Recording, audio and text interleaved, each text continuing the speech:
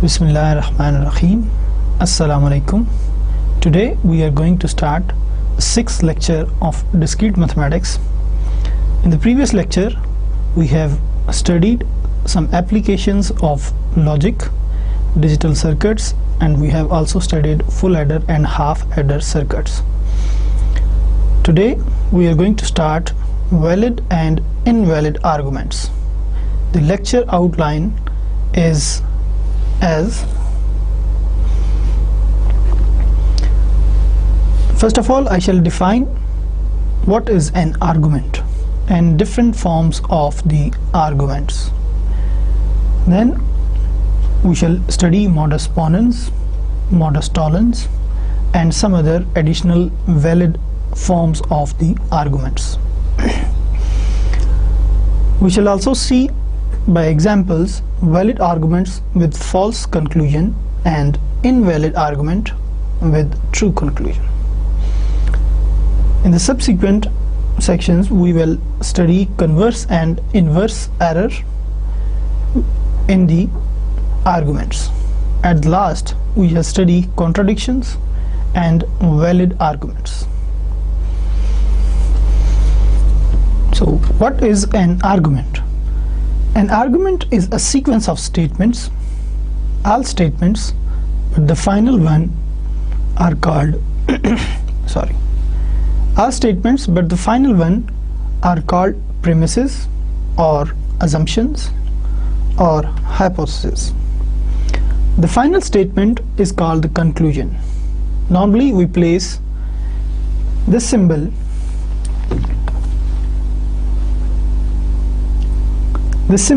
before the conclusion and read as therefore.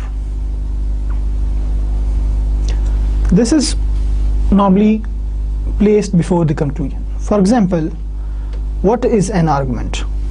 If Socrates is a human being, then Socrates is mortal. Socrates आप लोगों को पता ही होगा, Socrates जो है एक mathematician philosopher था. So if Socrates is a human being, then Socrates is mortal. Mortal means death comes to Socrates. So this is the first premises of the example.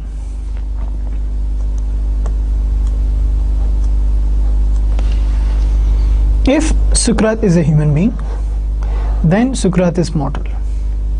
The second premises is Socrates is a human being. So these are two premises and this is the conclusion. Socrates is mortal. So in argument usually we have sequence of statements. On the basis of the truth values of these statements or premises, we draw some conclusion.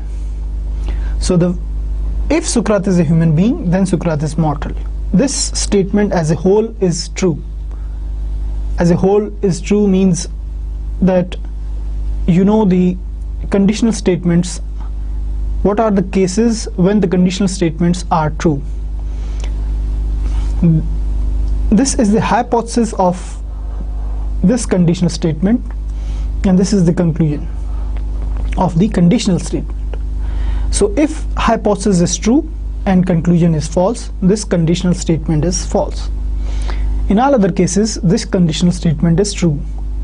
But in arguments we suppose as a whole this premises is true.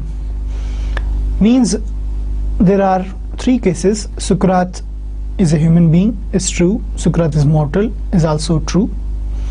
Then as a whole this conditional statement is true. If Socrates is a human being, if it is false, and Socrates is mortal if it is false, then in this case also this conditional statement is true. You know all the cases when the conditional statements are true. Now as a whole we will suppose that this statement is true and also this statement is true. In arguments we suppose that all premises are true, and on the basis of these premises we draw the conclusion here. If Socrates is a human being, then Socrates is mortal is true, and the second statement here, Socrates is a human being, this is also true. Now if this statement is true, then conclusion Socrates is immortal, it cannot be false, because if we suppose that Socrates is mortal, then the first premises will be false. So we draw a conclusion from these two statements, from the first two statements or premises, or we say them also the hypotheses or assumptions.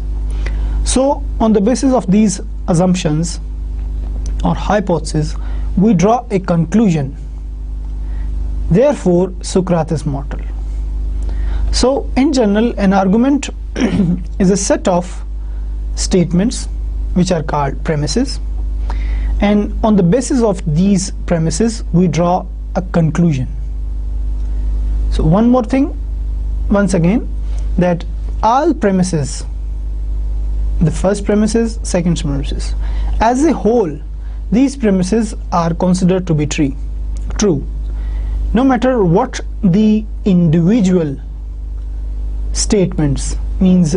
In this premises there are two statements, Socrates is a human being, Socrates is immortal. No matter what the truth value of these individual statements in the premises are.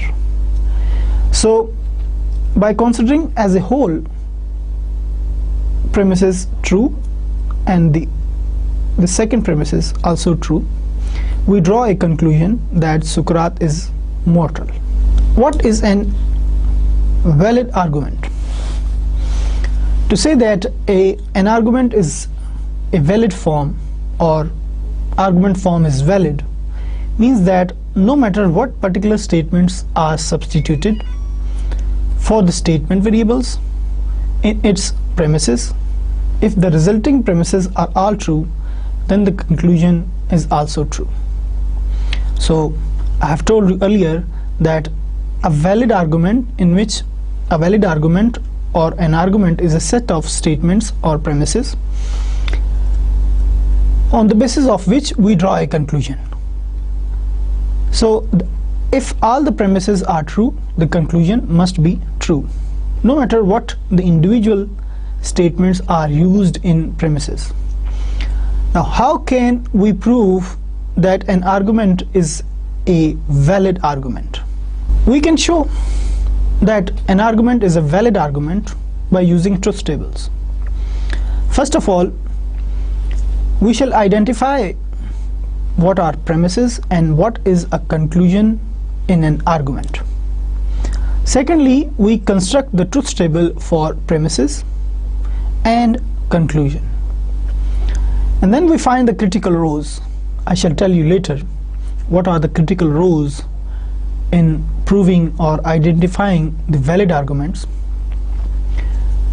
We shall find the critical rows in which all premises are true. If in each critical row the conclusion is also true, then we say that this argument is a valid argument. We can, as we have discussed earlier, that statements can be transformed into symbols. If we take a valid argument into symbolic logic or symbols, for example, we have argument this, in which we have two premises, P implies Q and Q implies R. These two statements are premises, and the last statement, this is conclusion, as this sign of three dots, which is read as therefore, is put before this statement. So now how to prove this argument to be a valid argument? We shall construct a truth table for the premises and conclusion. To construct a truth table of these premises and conclusion, we need three variables, three, you can say, propositional variables, P, Q, R. So as we know that if we have three propositional variables, there are 8 possibilities of truth values in the truth table. So we write here P, Q, R, and the truth values of P, truth values of P, Q and R are written here. So these are 8 possibilities of P, Q, R. Now P implies R. We construct the truth table for premises then. These are 2 premises we have constructed. P implies R. You know the conditional statement, the truth values, all possible truth values of the conditional statements. You know, if P and R, here we will use P and R. P and R. If P is true, R is true, then conditional statement is true. If P is true, R is false, then conditional statement is false. You know, if P is true, true, here we have true, and true, false, false, false, true. If we have false and true in conditional statement, then again the conditional statement is true, as you know. False, false, true, false, true, true, and false, false, true. Similarly, we have constructed the truth table for Q implies R for this, and then truth table for the conclusion, compound proposition, which is a conclusion, P or Q implies R. So now we see the critical rows. What are the critical rows? The critical rows are those rows in which the premises and conclusion, or you can say the premises. The critical rows are those rows in which the premises have truth value as true. So in first line here, both premises has truth value as true, as we can see here, T, which means true. And in this row also, the truth values of premises, both premises, here we have 2 premises. If we have more than 2 premises, then the critical rows will contain all the premises. So next, here we have true, false, true. This is not the critical row.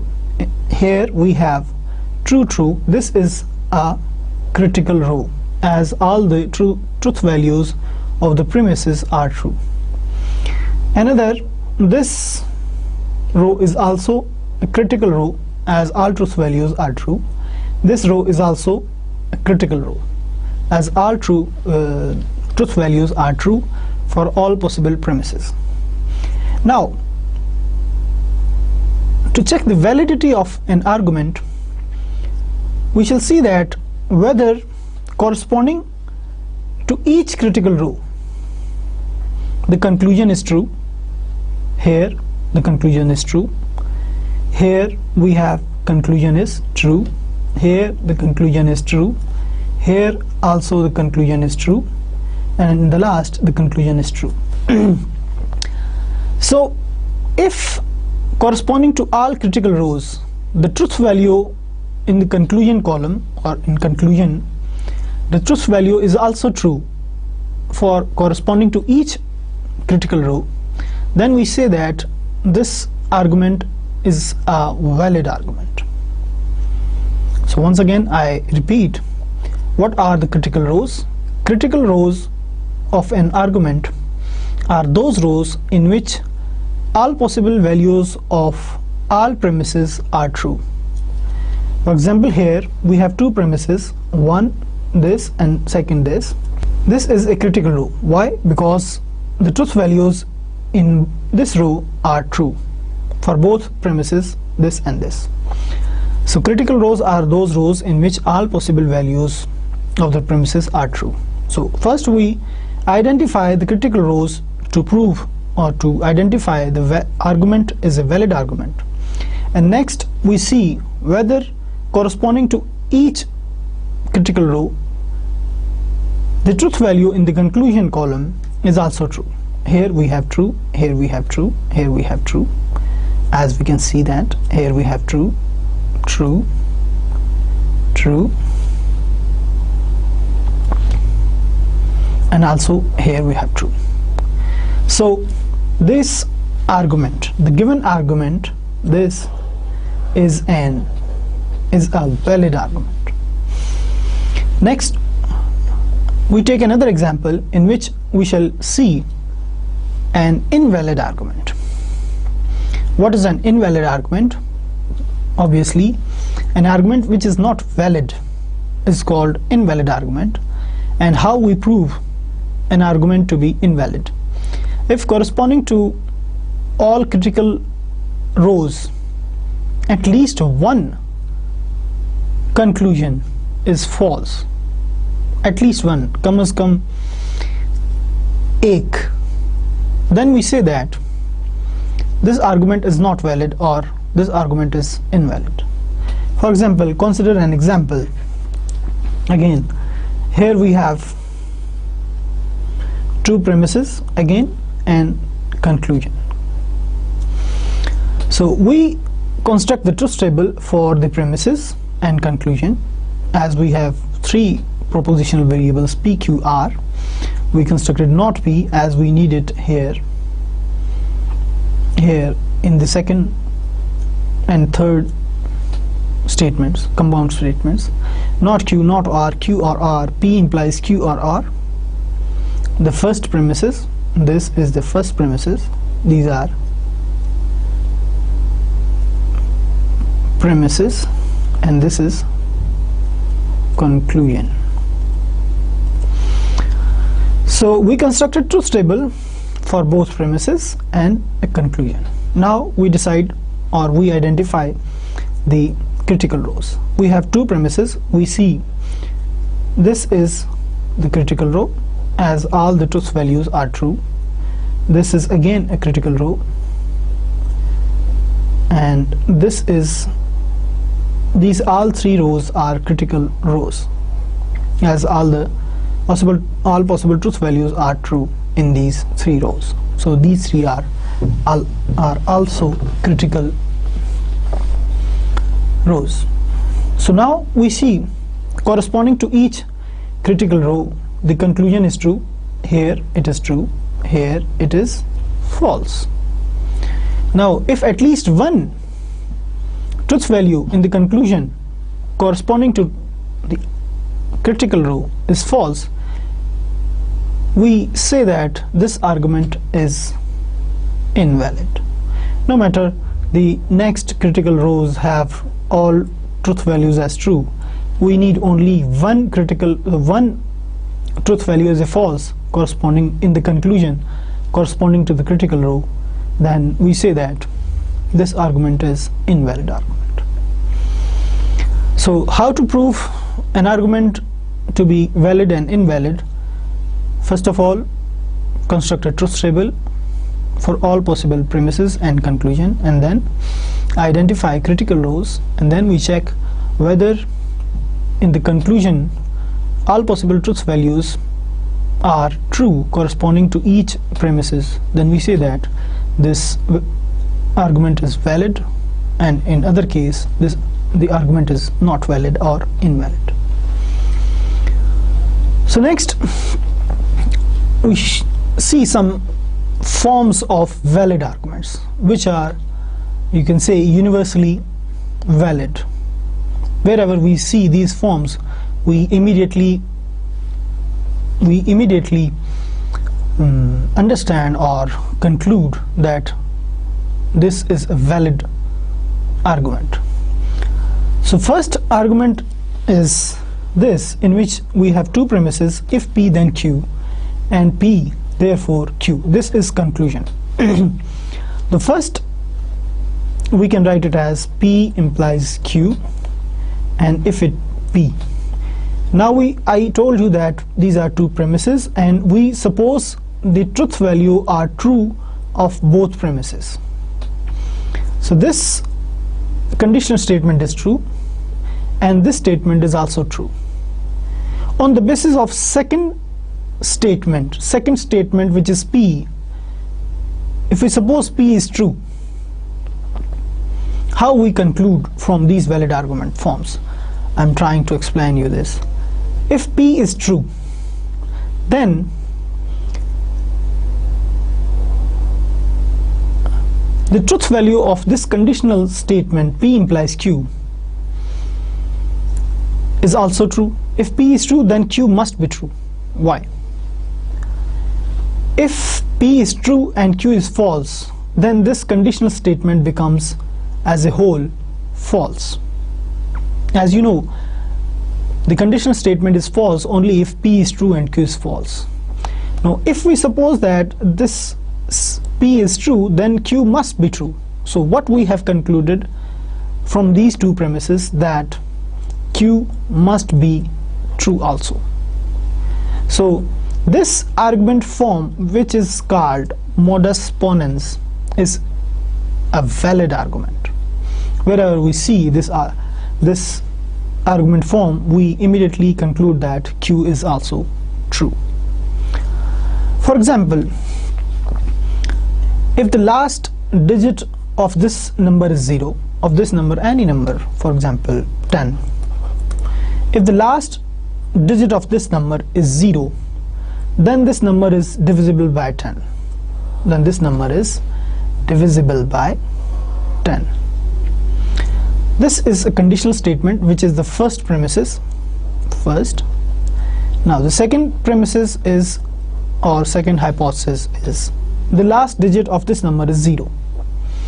Now if the last number of this number is 0 is true, then this number is divisible by 10 must be true. Otherwise the truth value of this conditional statement will not be true. So what we have concluded from these two premises, that this number is divisible by 10. So this is basically a form of modus ponens, which is a valid argument.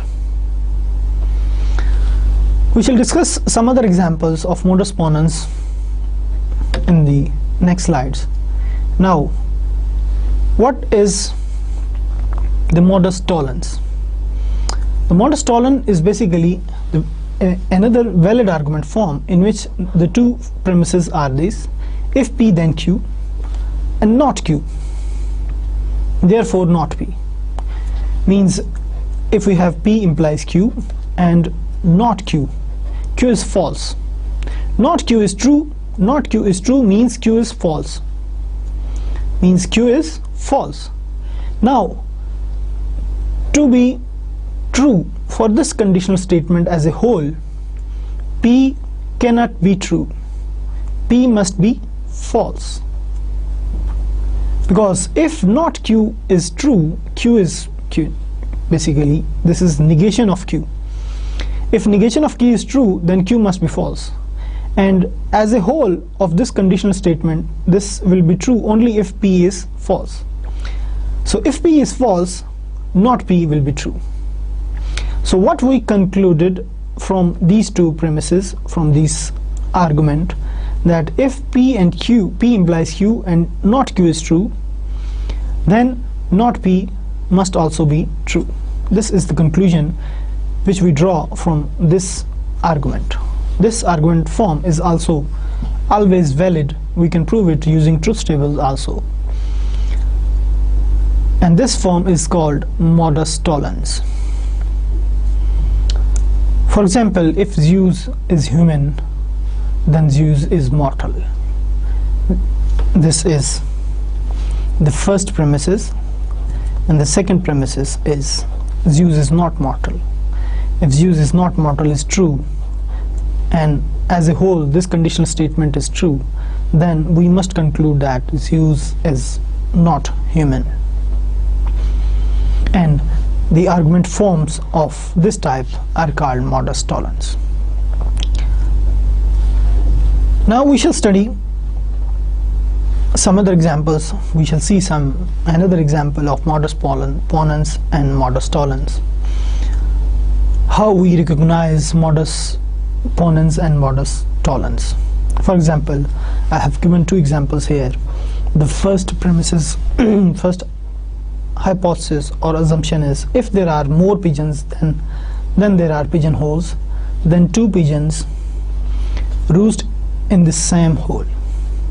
It means अगर आपके पास pigeon holes कम हैं और pigeon ज़्यादा हैं, means then to pigeons, तब दो कबूतर roost in the same hole, दो कबूतर जो है at least, then two pigeons roost in the same hole, दो कबूतर एक ही pigeon hole means कबूतर का जो पिंजरा है उसमें बैठेंगे. So if there are more pigeons, अगर कबूतर ज़्यादा हैं और कबूतरों के पिंजरे जो हैं वो कम हैं, तो दो कबूतर जो हैं वो एक ही पिंजरे में बैठेंगे. This is basically compulsory, this ये लाजमी है. There are more pigeons than there are pigeon holes. This is another premises. This is the second premises. So second premises is true. This is true that we know that there are more pigeons than there are pigeon holes. पिंजरे कम हैं और pigeons जो हैं, कबूतर जो हैं वो ज़्यादा हैं. This is true. Then what we conclude here, first we see what is the first premises. If there are more pigeons, then there are pigeon holes. This is P. Then two pigeons roost in the same hole, and this Q is basically true. This argument form has exactly the form like this: P implies Q and P. So if we have two arguments like this, P implies Q and P, where P is true and this conditional statement is also true, this is basically the modus ponens, and we conclude here Q, that two pigeons roost in the same hole. दो pigeons जो हैं वो same पिंजरे में या same pigeon hole में बैठेंगे. So this is basically the modus ponens. The next example is for modus tollens. If this number is divisible by 6, if we say that this is P, then it is divisible by 2. If we say it Q, this number is not divisible by 2. Here we have Q, here we have P, and here we have negation of Q. We can see easily here that it is divisible by 2 and this number is not divisible by 2. These are the negation of each other. So what is this basically? If we have P implies Q and not Q, so this is basically the premises of modus tollens. We immediately conclude that not P. So this is the modus tollens and how we recognize these valid argument forms. So next is some other valid argument forms which we usually see in the next topics or next how to prove an argument to be valid. Disjunctive addition. If P is true, if we know that P is true, P, this is any propositional variable. For example, we have given Socrates is a human being. We have seen the example earlier. That is a human being. Now this is true. We can add by ourselves. If P is true, we can write P or Q. If P is true, then P or Q must also be true, because there is a disjunction between P or Q. No matter what the truth value of Q, the conclusion as a whole will be true.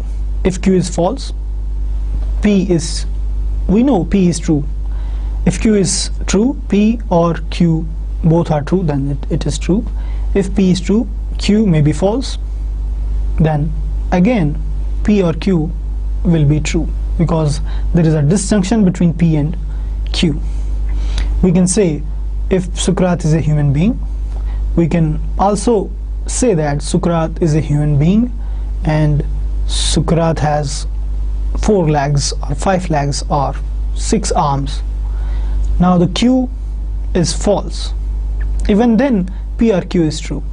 So such type of argument in which we have only one premises assumption and we can draw the conclusion, we can add the disjunction operator along with the propositional variable in P.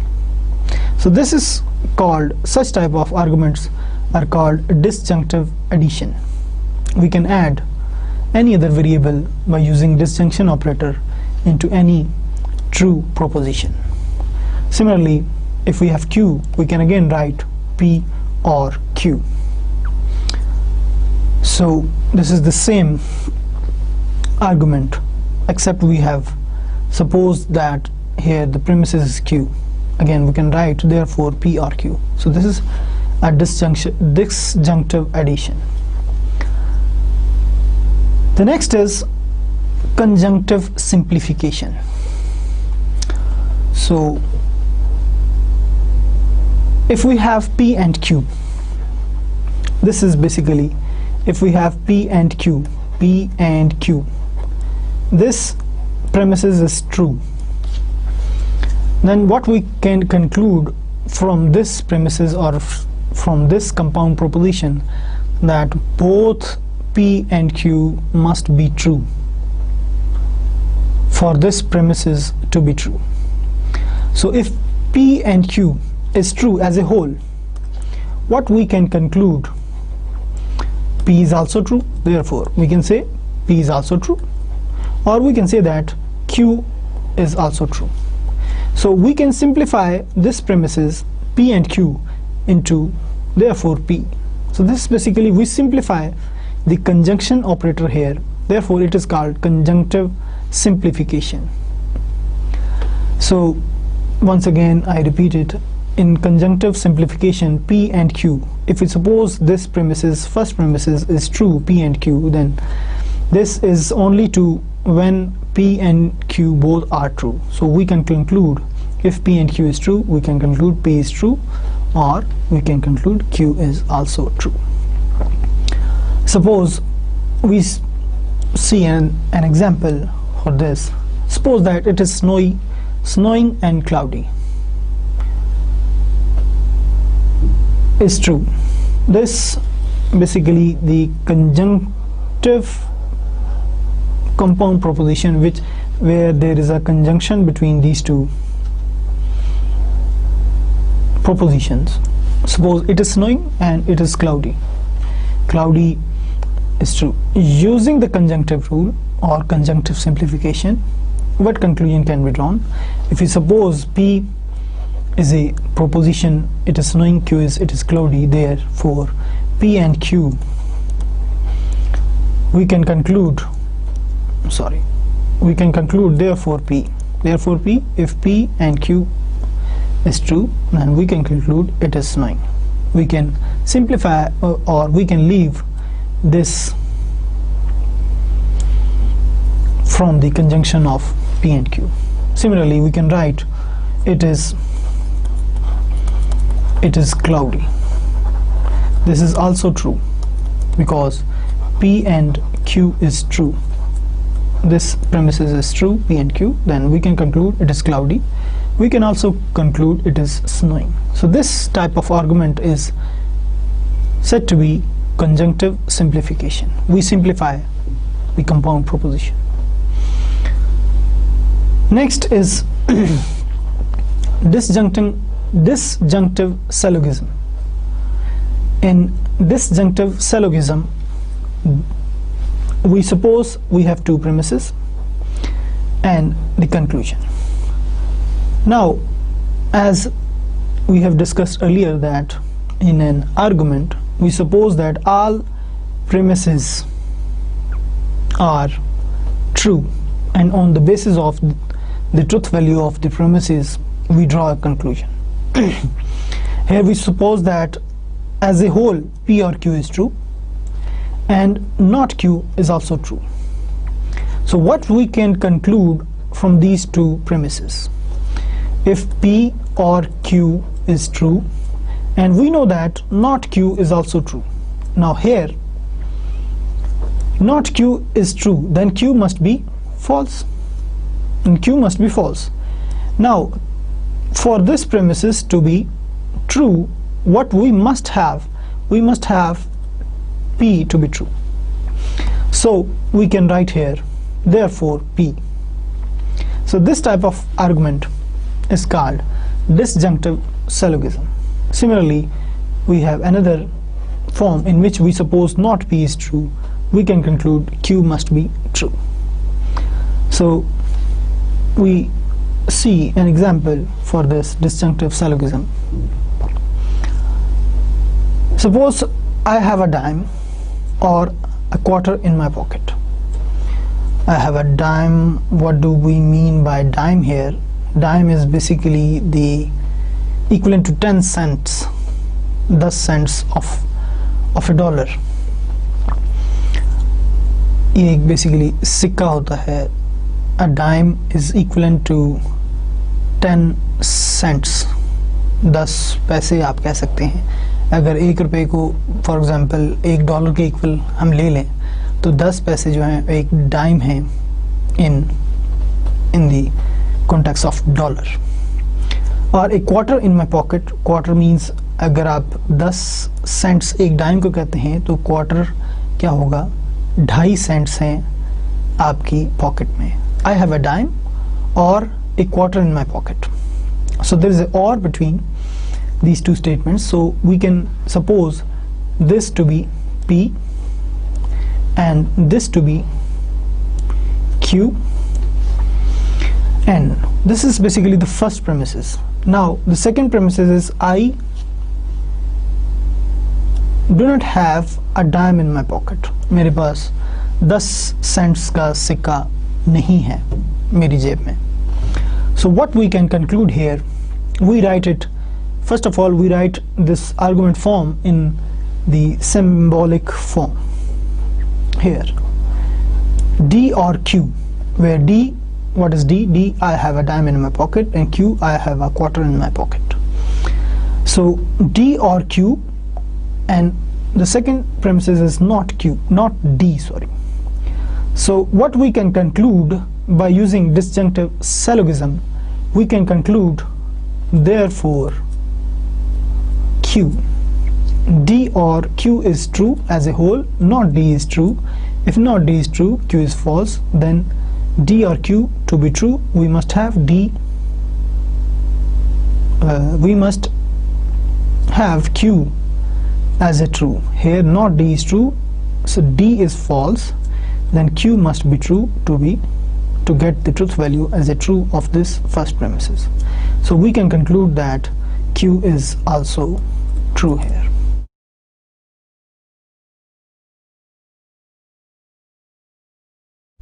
So we conclude that Q and or I have a quarter in my pocket, मेरी जेब में 2.5 cents हैं, 2.5 cents का एक सिक्का है. We can say this. Now what is the next? Next is the hypothetical syllogism. Hypothetical syllogism is basically this argument in which we have first premises, second premises, and then conclusion. If we have P implies Q and Q implies R, then we must have P implies R. So this is basically the conclusion.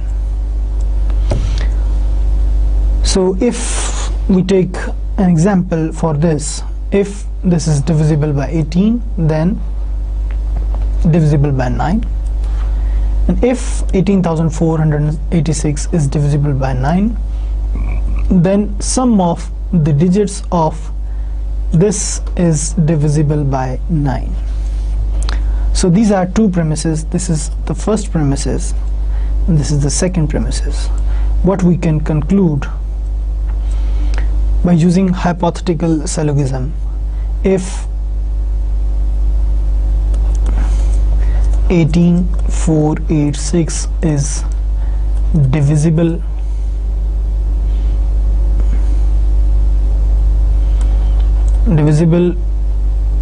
by 18, then what?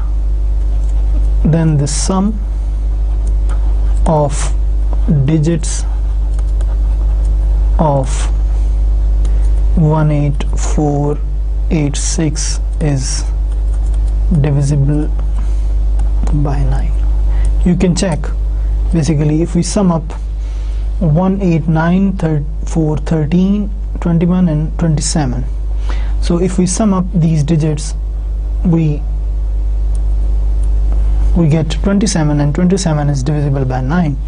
So if this premises, the first premises is true, the second premise is true, we can conclude here that if 18,486 is divisible by 18, then the sum of digits of this number is also divisible by 9. So we can conclude this by using this argument. This argument is called hypothetical syllogism.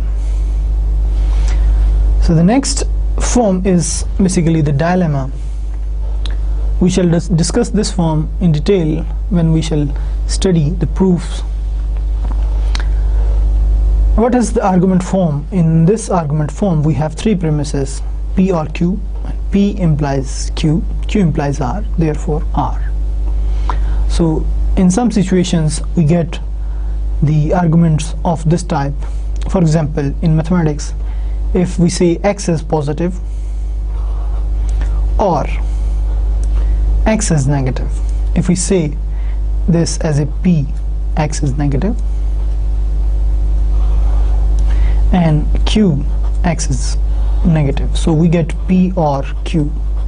And if P, then R. What is R? R is basically the proposition which is x greater than 0. And if x is negative, if Q, then R. So therefore we can conclude x square is greater than 0. So such type of argument is called dilemma. Next we consider an application in daily life, how we use the logic and valid or invalid argument forms to find the glasses. Usually some people forget their things. For example, sometimes I forget my glasses or my mobile. I put it somewhere in the kitchen or in my room and I forget where I have kept that thing. And I remember some clues where I forget my glasses or mobile, and I construct an argument on the basis of my memories, which I try to remember where I have put my glasses in the room or in my office. So similarly, a person forget his glasses at somewhere in his home, and he reminds some sentences or some statements in his mind to find or to search his glasses. For example, let us consider the following statements which are true, which that man suppose that these statements are true. He supposed that if my glasses are on the kitchen table, my glasses are on kitchen table, I saw them at the breakfast. So normally a person does his breakfast in the kitchen. So he supposed the first statement, if my glasses are on the kitchen table, then I saw them at the breakfast. So this is basically the first premises, which I called as A. This is our second premises, what he thought. I was reading newspaper in the living room, or basically we identify the connectives also. I was reading the newspaper in the kitchen. So now that person tries to remind where he put the glasses. The third premise is, he suppose I call it C, if I was reading the newspaper in the living room, then my glasses are on the coffee table. Usually the person or people read newspapers, and along with it they take a cup of coffee. So he supposed that if I was reading the newspaper in the living room, then my glasses are on the coffee table. Another assumption, hypothesis he made, that I did not see my glasses at breakfast. Then he reminds that मैंने नाश्ता करते हुए अपनी glasses को नहीं देखा. So next, an assumption he made, if I was reading my book in the bed, then my glasses are on the bed table. This is also a valid premises, because sometimes people read books in their bed and at night, and before sleeping they remove their glasses and put on the side table near the bed. So the last assumption he made, if I was reading the newspaper in the kitchen, then my glasses are on the kitchen table. So the last assumption, these are the set of 6 assumptions that may made just to remind where he put or where he forget his glasses.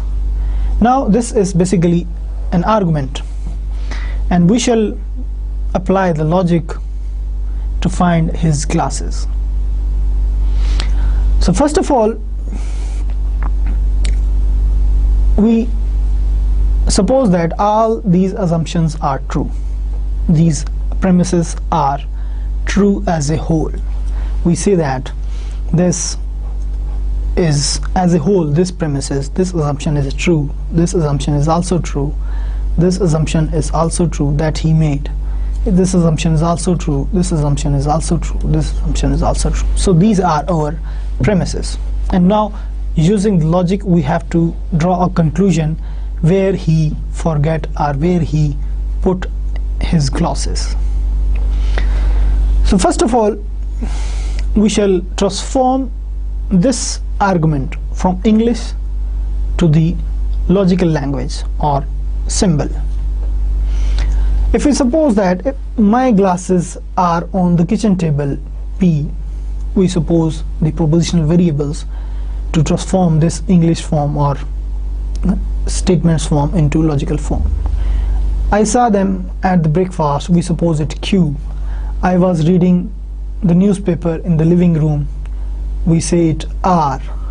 I was reading the newspaper in the kitchen S. I was reading the newspaper in the living room. This is basically again this is R, because I was reading the newspaper in the living room. We have supposed this statement as a R, so this is basically again the R. Then my glasses are on the coffee table, this we suppose it T. Here I hope you understand, I supposed here I was reading the newspaper in the living room, as we name it, this proposition is R. So if a proposition is repeated in the argument, we keep the same notation of the propositional variable. Here we have I was reading newspaper in the living room. Here again this sentence or the statement, this proposition came, if I was reading the newspaper in the living room, we give it the same name. We cannot change the notation of the same propositional variables. This will create confusion in the argument form, and we will not be able to draw some valid conclusion. So then my glasses are on the coffee table, we suppose a T. I didn't see my glasses at breakfast. So whether we have already supposed this proposition, so this here we have supposed that I saw them means glasses at the breakfast. So we have already supposed that I saw the glasses at the breakfast as Q. Now here this is the negation of this proposition, basically Q. So this is basically not Q. So we have supposed already a Q as a propositional proposition, and here if we have negation we just write not Q. I repeat here that do not give two different proposition variables to the two same propositions. हम दो एक जैसे propositions को दो मुख्तलिफ नाम अगर देंगे तो we will not be able to draw some valid conclusion on the basis of premises. So this is the very important thing which you have to remember or you have to care about.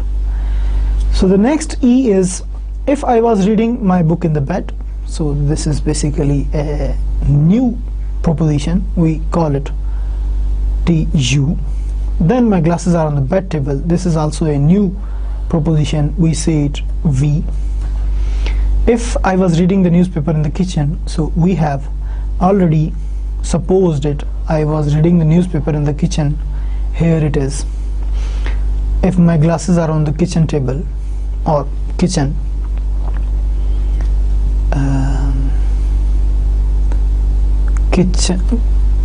we have supposed it, I was reading the newspaper in the kitchen. I was reading the newspaper in the kitchen. We have supposed it as S here. I was reading the newspaper in the kitchen. So this is basically again the S. So then my glasses are on the kitchen table. Then my glasses are on the kitchen table. We have supposed it as a P here. If my glasses are on the kitchen table. So here we have S and here we have P. So now once we have given the names to the propositions, then we see what are the logical forms used in these premises or propositional statements. Here we have if, here we have then. This is basically the form if P comma Q.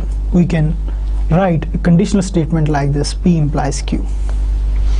So this, the first premises is basically the conditional statement. The second premises is what I was reading the newspaper in the living room or I was reading the newspaper in the kitchen. So here we can write R or S. There is a disjunctive operator between R and S. So in third premises what we have if. So this is basically also the conditional statement. If I was reading the newspaper in the living room, then my glasses are on the coffee table. We suppose R and T. So this is basically R implies T. So I didn't see my glasses at breakfast. We have supposed it not Q. So this is basically the not Q. The next premises or assumption is E. In this E we have if and then. So this is basically the conditional statement of U and V. We can write it as U implies V. The last premises is if I was reading the newspaper in the kitchen, then my glasses are on the kitchen table. This is also a conditional statement of S and P. So we can write S implies P. So I summarize here. This is basically here we have these, the symbolic form of this argument. Here we have supposed let P, my glasses are on the kitchen table, Q as we have discussed earlier, what is P and what is Q. And so now the previous argument now is in symbolic or logical forms, where A, B, C, D, E, F are premises. Now what the question is? The question is, where are the glasses? where that man forget his glasses. So first we have transformed the argument into logical form using logical connectives, implications, disjunction, negation. We have transformed our argument in the logical form or symbolic notation. Now using these premises and using the different valid argument forms which we have studied earlier, modus ponens, modal tollens, conjunctive simplification, disjunctive addition, and etc. We will use these valid argument forms to draw some conclusion from the given premises. Now, how we connect these premises? We can connect, or we can combine any 2 or 3 or 4 premises to draw a conclusion. For example, here I have written the symbolic notation of the premises here again, just to remind. Now if we combine A in the first premises and D, the fifth premises, we can say that P implies Q, not Q. So what is this? This is basically the modus tollens. So from here we can draw not P, therefore not P. This we have used, this we can conclude by using modus tollens. Now we can connect not P with the S implication P, or we connect this F, we connect this F and the conclusion of the first step, you can say. So we combine S implies P and not P, and what is this? This is basically again the modus tollens. We can therefore conclude not S. Now with not S we can combine this fourth premises R or S. Now R or S can be combined with not S, which is basically the conclusion of second step, you can say.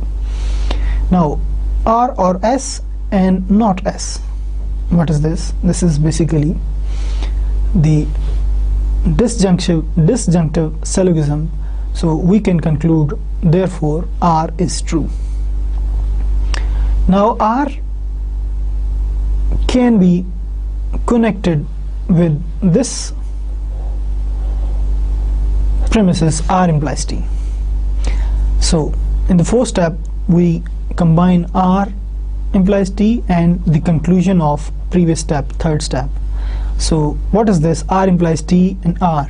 R implies T is true, R is true. What we conclude by using modus ponens, therefore T. Now we examine here whether we can connect T with the remaining propositions, with the remaining premises. We are left only with one premises here, which is this E. Now in E we have two different U and V, and we have premises U implies V. Now in any other premises U and V are not used. So this is basically the redundant premises, you can say. ये एक फालतू premises है. Sometimes arguments में या valid arguments में कुछ ऐसी premises भी होती हैं जो कि हमें conclusions draw करने में मदद नहीं देती. So we just leave such type of premises which have no connection with other premises. So as we use some valid argument forms to draw the conclusion, so we can say that most of the premises and the propositional variables may be connected in somewhat there must be somewhat connection between the propositional variables in the premises to draw a valid conclusion. Or, as I have told you, that do not repeat the names of propositions, in the argument. So we can connect two premises or two or more premises to draw a conclusion using some valid argument forms. So such type of premises which have no connection with other premises, these premises are redundant, or you can say faltu premises hain. So we can just leave such type of premises. So here we have drawn a conclusion, therefore T. So T cannot be connected with other premises, so we accept it as a conclusion. What was T? T was, we have supposed here, T, my glasses are on the coffee table. So now, what is the conclusion of this argument, where to find the glasses a man reminds some sentences, or you can say statements in his mind, and he developed an argument, and on the basis of these assumptions he wants to draw a conclusion. So now he draws a conclusion that on the basis of his assumptions, that his glasses must be on the coffee table. So this is basically the answer, where he forgets his glasses. Now he can go to the coffee table and pick up his glasses. So उसको उसकी glasses ऐसे याद आ सकती हैं, या वो इस तरह वो अपनी ग्लासेस को फाइंड कर सकता है. So you see how the logic has helped us to solve some daily life problems, or such type of problems we can solve using logic or arguments. The next, there are some common types of errors which we do in the logic of valid and invalid arguments.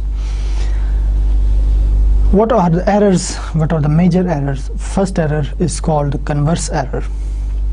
So what is the converse error? People usually think P implies Q. This is also the modus tollens. If we if we see carefully, that modus tollens is basically P implies Q and P. Therefore, we conclude Q. So this is basically the modus tollens. Now, sometimes people write P implies Q and the second statement as Q, and they conclude as P. So this is basically an invalid argument, or this argument form is not valid.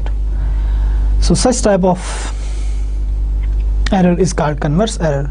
Why it is called converse error? Because if we take the converse of this conditional statement, what is the converse? The converse of this conditional proposition is Q implies P. If we take its converse and the remaining premises will be same, then we can conclude as P. So now this is basically the true form of modus tollens, which is equivalent to this form. So why this type of error is called converse error? Because if we take the converse of conditional statement P implies Q, then this forms becomes a valid argument form, which is modus ponens. Then it becomes a valid argument form. Therefore, we call it converse error.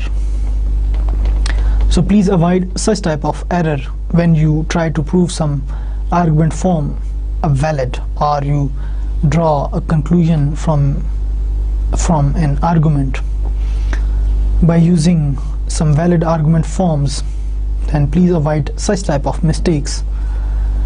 For example, if John is a cheater, then John sits in the back row.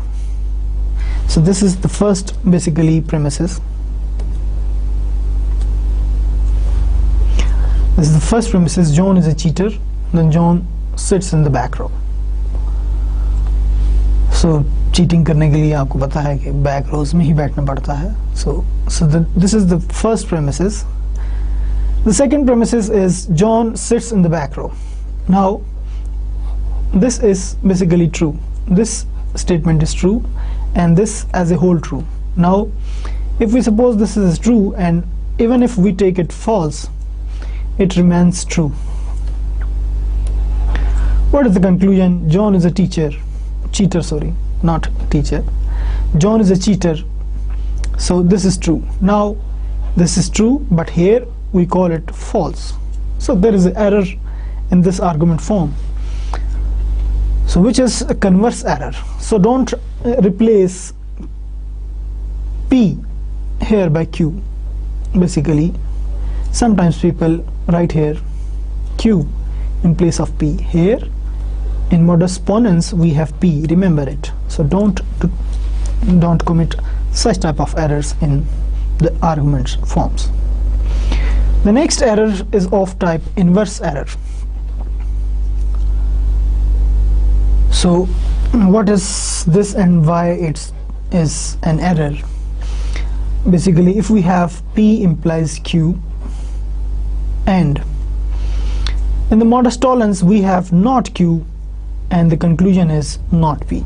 So instead of writing not Q here, if someone write here not P and draws the conclusion not Q, then he has replaced a conclusion by a premises and a premises by a conclusion. So such type of error is called inverse error.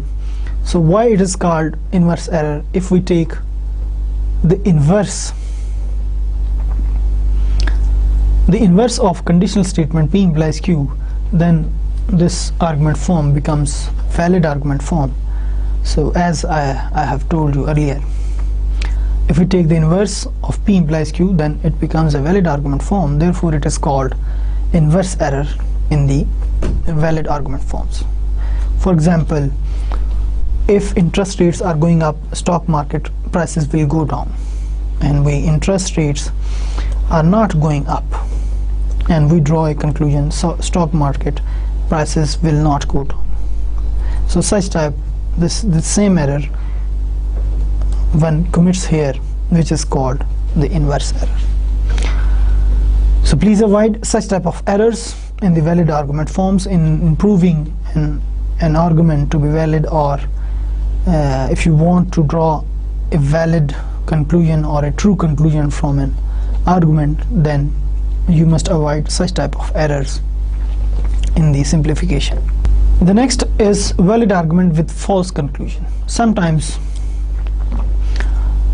you see some valid arguments, but in real life the conclusion is false. For example, if we take, if Jackson is a president of the United States, Michael Jackson is a president of United States, basically in real life this is wrong. Jackson was never president of United States. Then Jackson must be younger than 35, and this is basically the first premises, first and the second premises. Jackson is a president of the United States, therefore we can conclude Jackson must be younger than 35. Basically this argument form is valid. If we transform it into symbols, Jackson is a president P, Jackson is younger than 35 Q, then we have P here and therefore Q. Now this form in logic, in arguments, this form is basically a valid form, which is modus ponens, we have studied earlier. This argument form is valid. There is no mistake in you can say by using logic this argument is valid and the conclusion is also valid. But the individual premises P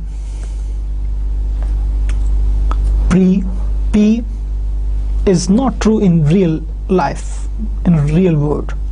Jackson was never president of United States, and Jackson, now when he died, he was not younger than 35 years. So the individual statements have basically, you can say, false, or this argument form is not, you can say, is not, doesn't make any sense. So such type of valid arguments in which the conclusion in real life problems can be false. So if the conclusion in this valid argument form is Jackson must be younger than 35, Jackson कभी 35 से छोटा था, लेकिन 35 से बड़ा भी था वो जब वो उसकी डेथ हुई, तो you know he was 55 I think or 51 years old. So this statement is basically ambiguous statement. So such type of argument is basically, it doesn't make sense. So in logical form, in symbolical form, this is basically a valid argument form, but in real life problems the conclusion which we have drawn is false, which is just because that the individual statements which are used here in this argument they doesn't make sense, or they are false. So next we have another situation where the argument form is invalid and we draw the true conclusion in real life problems or in real world. For example, if we consider this argument which have two premises and this is conclusion. If New York is a big city, this is true, then New York has tall buildings. So this is also true. New York has tall buildings. Basically you are saying P implies Q, and you are drawing a conclusion, therefore P. So this is basically, New York is a big city, this is basically true.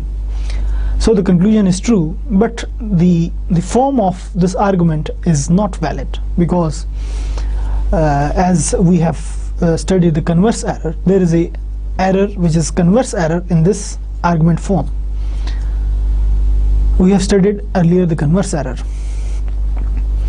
So this argument form is not valid, but the conclusion which we have drawn on the basis of true premises, the conclusion is true.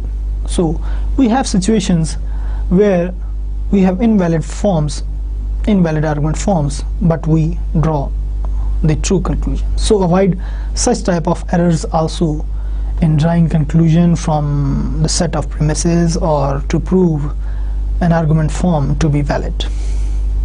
So for today it is enough, and we stop until here. So the lecture summary, what we have studied today: different forms of arguments we have studied, how to prove an argument to be valid.